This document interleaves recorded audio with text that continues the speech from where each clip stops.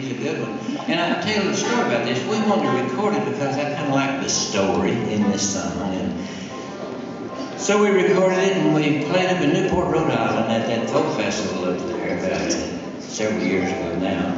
And Richard was on the program and he was going to play right after we played. And so a lot of folks were hollering out in the audience, you know, for the Vincent Black Lightning. And I said, now look folks, I didn't write that song. The guy that's coming on next is the guy that wrote it. He sings it really good, now I'll tell you. So we're going to let him do that today. I'm not going to sing it, but it was one of our most requested songs back then, you know. So, well, they were satisfied till the next song come along. Then they kept hollering for it again. I said, okay, we'll do it. We'll do it. We'll just bow up and do it. So, anyway, we did it, and you know, we come off the stage, and he liked our version of it. He had his picture made with us and everything.